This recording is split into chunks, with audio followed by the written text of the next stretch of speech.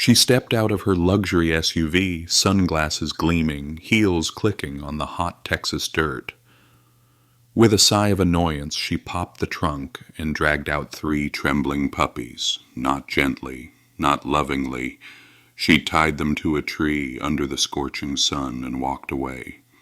No food, no water, no goodbye, just silence. Hours passed. People looked. No one stopped, until he did. A soldier, just home from war. And what he did next changed everything. It was the kind of heat that made the air crackle. A dry, heavy silence blanketed the small, rural town outside El Paso, Texas. The kind of day where even the birds hid and the dirt cracked beneath your boots. Near the edge of a vacant lot, a single mesquite tree cast a thin, useless shadow. Tied to its base were 3 German shepherd puppies, barely 6 weeks old. Their bodies trembled. Their fur was matted with sweat and dust. Their eyes were dull with hunger. They were too small to bark, too weak to cry. But one of them, the oldest, let out a soft, broken whimper. Not from pain, but panic, the kind of sound that said they had already waited too long. A woman across the street saw it all. She had watched from behind her curtain as the white SUV pulled up, spotless and out of place. The woman who stepped out looked like she belonged at a country club, not in a dirt lot. Vivian Lancaster. Everyone in town knew her name. Money, attitudes, power. Vivian didn't hesitate. She reached into the trunk and pulled out a blanket, wrapped tightly around something squirming. 3 puppies, purebred, expensive, and now unwanted. She tied each of them with a piece of twine, adjusting her designer sunglasses as she did it. "These were supposed to be perfect," she muttered. "Top-tier genetics, and this is what I get? Defective." She didn't yell. She didn't cry. She just dusted her hands off like she had dropped off a donation. Then she climbed back into her air-conditioned SUV and drove away, leaving nothing but tire tracks in the dirt. No one stopped her. No one followed. And the puppies were left alone. Later that afternoon, Nathan Cole was walking along the same road, 12 days home from his last deployment, 8 years in the Army, 2 tours, too many memories. His boots kicked up dust as he walked aimlessly, trying to quiet the static in his mind. He hadn't meant to walk far, just far enough to feel like he could breathe again. And then he heard it. A sound, faint, fragile. A yelp like a whisper. Then silence. Then again. Nathan froze. His body went still before his mind caught up. Instinct. He turned toward the noise, stepped off the road, and moved past a leaning fence. The lot opened up before him like a wound, and at its center he saw them. 3 puppies tied to a tree, panting, barely conscious, twine cutting into their tiny necks, flies buzzing around sunburned ears. The smell hit him first. Sweat, dirt, fear. One pup, the brown one, was curled up in the dust, eyes barely open. Another whimpered when his shadow fell across them. But the third, the dark-coated one, tried to stand. It didn't growl to fight. It growled to survive. Nathan dropped to his knees, his chest tightened. He had seen soldiers bleed out. He had watched brothers fall. But this was something different, something deeply wrong. "Easy," he whispered. "I'm not here to hurt you." He pulled a knife from his pocket and carefully cut the twine from each neck. The puppies collapsed into his arms, limp and light as air. He unscrewed his canteen and poured a bit of water into his palm, offering it to the smallest one. She had a white crescent on her chest, delicate, timid. Her tongue touched his hand, hesitant, then eager. The others followed, licking the last of the water like it was the only thing that mattered. Nathan looked around. No one. No sign. No explanation. Just a choice. He gathered the 3 pups against his chest, cradling them like broken glass. "You're coming with me," he murmured.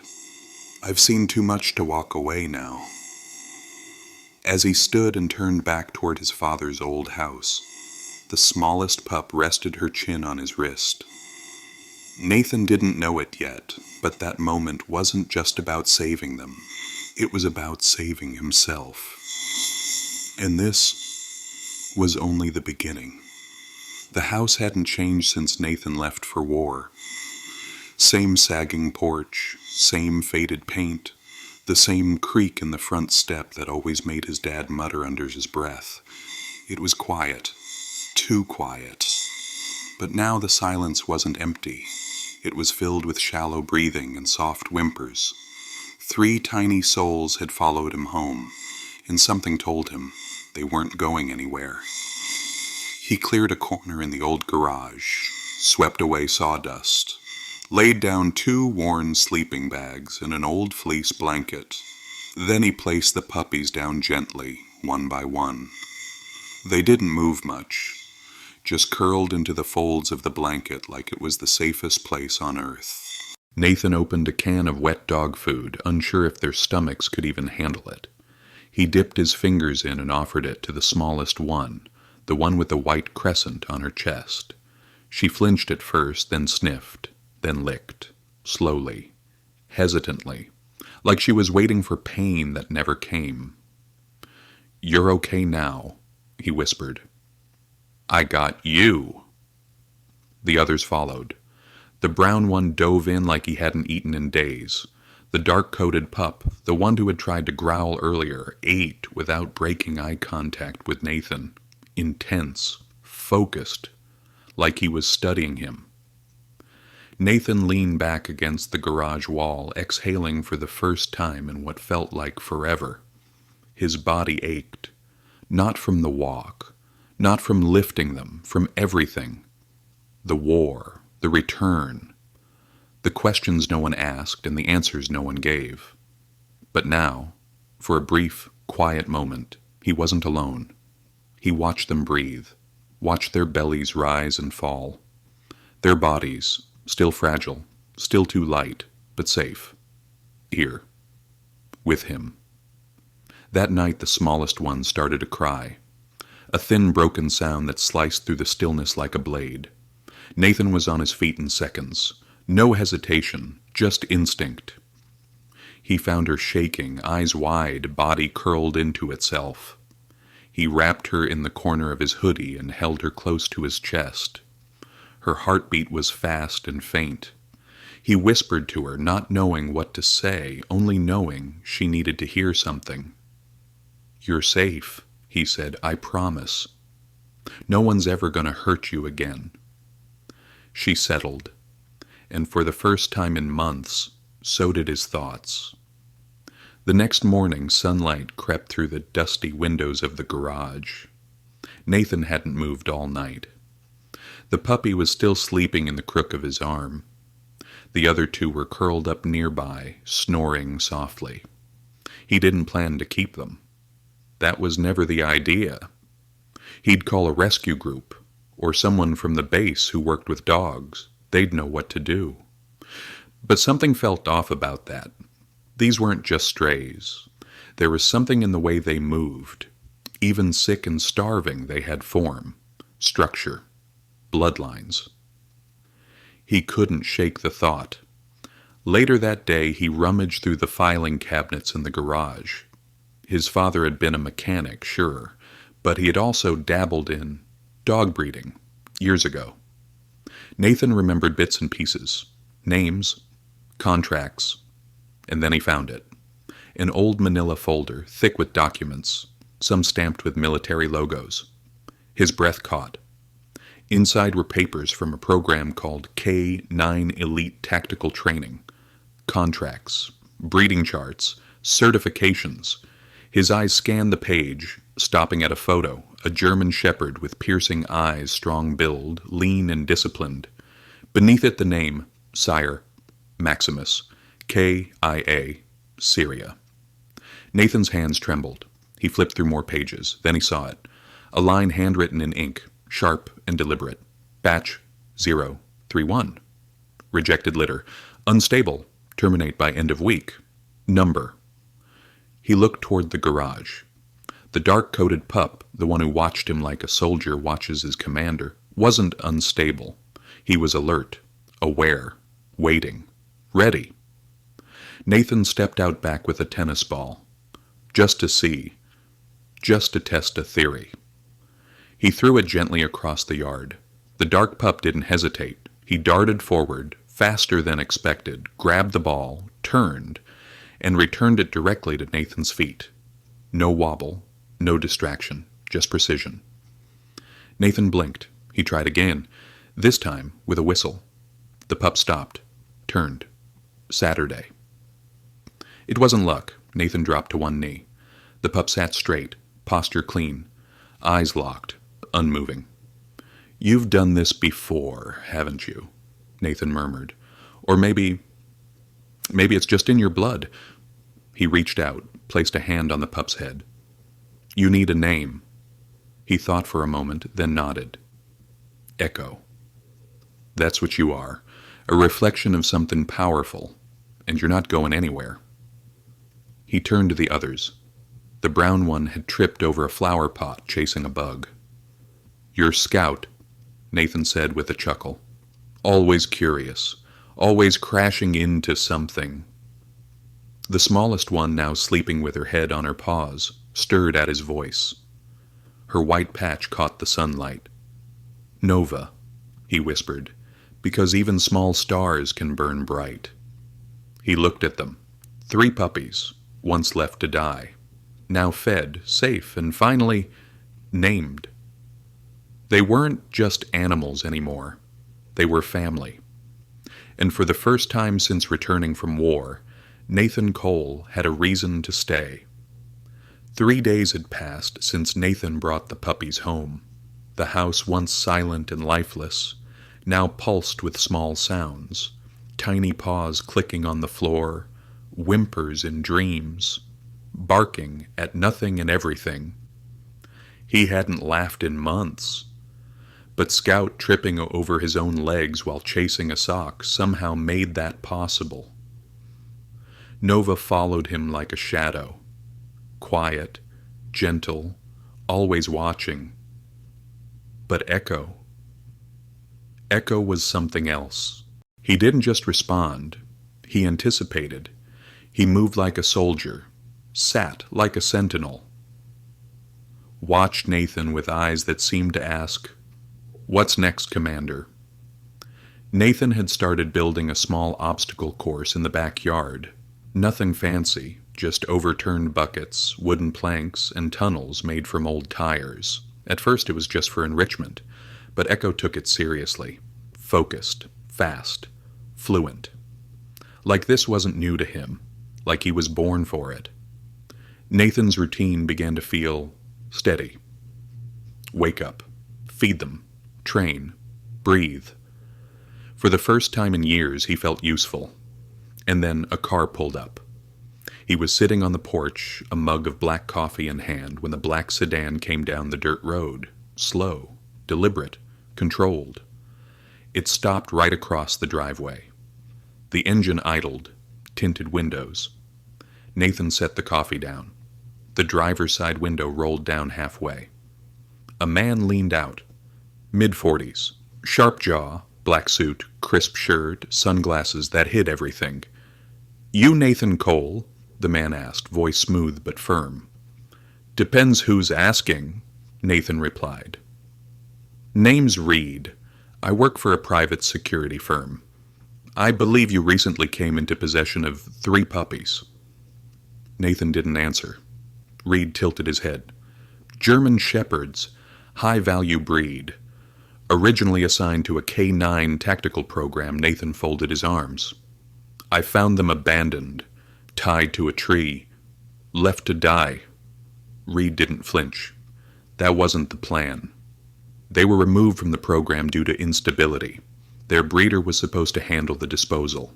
Quietly. Disposal? Nathan repeated, voice low. Reed leaned forward slightly. Let's not pretend we both don't know how this works. Not all litters make the cut. Some are too weak, too reactive. They're not fit for service. They're not defective, Nathan said. They're healing. That's your opinion, Reed said. Legally, those dogs are property of K9 Elite Tactical Training, and I'm here to reclaim them. No, Nathan replied simply. Reed raised an eyebrow. You're refusing a direct recovery request? I'm refusing to hand over animals that someone tried to kill. A long pause. Reed nodded once, slowly. I see. You're going to make this complicated. He put the car into gear. The tires spun a little as he pulled away, kicking up a cloud of dust behind him. Nathan stood there for a long time, staring at the road long after the car had vanished. That night, he moved the puppy's crate into his bedroom, locked every door, kept the shotgun by his bed. He wasn't paranoid. He was prepared. Echo curled up near the foot of the bed, head resting on his paws, eyes half open. Watching. Always watching. Nathan barely slept. In the morning he returned to the old filing cabinet. Search deeper. A locked drawer at the bottom gave way to a key his father had once worn on a chain. Inside he found more than he expected. Photos, documents, a USB drive, a list of names. Vivienne Lancaster's name was there, circled twice. She wasn't just a client. She was a top-level donor. Someone who had influence over the breeding program. And someone who could make problems disappear. Like puppies. Nathan scanned the handwritten notes. Batch 031 rejected. Instability suspected. Accelerated training failed. Sire. Maximus, KIA in Syria. Dam. Lyra, retired. 3 pups survived. Considered for termination. He looked up from the page. Heart pounding. Nova. Scout. Echo. They weren't meant to live. That evening he heard the sound, a soft crunch in the gravel. Then another. He moved to the window, heart suddenly alert. A shadow moved near the shed. Nathan didn't hesitate. He grabbed the shotgun and stepped quietly onto the porch. Moonlight spilled across the yard. Echo stood beside him, silent, alert, posture low. Scout and Nova remained inside, whimpering softly. Near the shed, a man crouched, flashlight in hand, moving slowly, carefully. Nathan raised his voice. Hey! The man froze, then bolted. Nathan didn't fire, but Echo did something else. He ran. Fast. Silent. A blur of black fur cutting across the grass. The man turned, startled, and tripped, crashing into the dirt. Echo didn't bite. Didn't attack. Just stood between the intruder and Nathan, growling low, deep, steady. The man scrambled to his feet and sprinted for a waiting truck parked down the road. It peeled away in seconds, tires screaming on gravel. Nathan walked over, picked Echo up in his arms, heart racing. You just held a perimeter, he whispered, like you've done it before. Echo licked his chin once, then rested calmly against his chest. This wasn't just a pet. This was a partner, and someone had just tried to take him away. The next morning, Nathan didn't waste time. He packed the documents, photos, and the USB drive into a weathered canvas bag and drove straight to the sheriff's office. Echo sat tall in the passenger seat, ears alert, eyes scanning the road like a sentry. Sheriff Holt Ramsey was already waiting. He had known Nathan since he was a teenager. Watched him grow up, watched him leave, and now watched him return with more weight in his eyes than any man should carry. Nathan laid everything on the desk, the files, The photos, the names, the truth. Ramsey studied the documents for a long time without speaking. When he finally looked up, his voice was low and steady. "You're not wrong. This program, K9 Elite, they've been walking on a fine line for years. Private funding, minimal oversight, and a whole lot of secrets." He paused. "And Vivian Lancaster. She's got her hands deep in it." Nathan's jaw clenched. "She paid to have them eliminated like garbage." Ramsey nodded. "I'll open an investigation, quietly, but you need to be careful. People with that kind of money don't knock twice." Nathan left the station with more questions than answers, but his mind was clear. He wasn't giving the pups back. He wasn't backing down. Later that afternoon, the sky turned gray. Storm clouds rolled in, heavy and thick. The air was charged, like the earth was holding its breath. That's when the black SUV returned. This time it didn't stop on the road. It rolled straight up the driveway and parked. Two men stepped out, both in suits, sunglasses, earpieces. One of them was Reed, the other was new, taller, leaner, with a black case in hand, the kind that held tranquilizers. Nathan opened the front door, shotgun in hand, but lowered. He didn't need to raise it yet. Echo stood beside him. Nova and Scout peeked out from behind the doorway, ears down, tails stiff. Reed called out calmly, "Mr. Cole, we're here to collect what belongs to the program. The dogs are not your property." Nathan's voice was firm. "They were tied to a tree, left to die." "That was a management decision," Reed replied. "They were deemed unsuitable for service. The breeder was instructed to handle their removal. You intervened. I saved them." "That's not your job." Nathan stepped forward onto the porch. "It is now." The other man moved toward the steps, slowly. No words, just confidence. He opened the case. Inside, 3 loaded syringes. Nathan tensed. Echo growled. Low, warning, steady. Reed raised a hand to signal his partner to stop. "You think you're protecting them, but you're just delaying the inevitable. These animals were not meant to survive. They're unstable, dangerous." Nathan didn't blink. "They're loyal, intelligent, alive. You can't train out what's already broken." Nathan's voice turned cold. "Then you've never seen a soldier heal." For a moment, no one moved. Then the man with the case took one more step forward. And that's when Echo leapt. Not with violence, with purpose. He landed between Nathan and the man, barking with sharp, fierce command. Behind him, Nova and Scout joined in, their small bodies trembling, but their voices loud. The 3 formed a line, growling, unmoving, a wall. Reed stared at them. Disbelief flickered across his face. "You're already bonded," he muttered. "Unbelievable." He turned to his partner and gave a quiet nod. They closed the case. Without another word, they got into the SUV and drove away. Nathan stood there, the storm breaking overhead, rain beginning to fall in thick, warm drops. Echo sat beside him, soaked, steady, watching the road until the car disappeared. That night, Nathan didn't lock the doors out of fear. He locked them because he knew exactly what he was protecting. Not just 3 dogs, a second chance. The following week, the investigation went public. Sheriff Ramsey delivered the evidence. News stories followed. K9. Elite was exposed. Breeders were questioned. Vivian Lancaster's name appeared in the headlines, for the wrong reasons. She lost her seat on every board. Her donations were returned. Her reputation shattered. As for the pups, Scout found a new home with a quiet boy on the autism spectrum. They became inseparable. Two gentle souls who didn't need words to understand each other.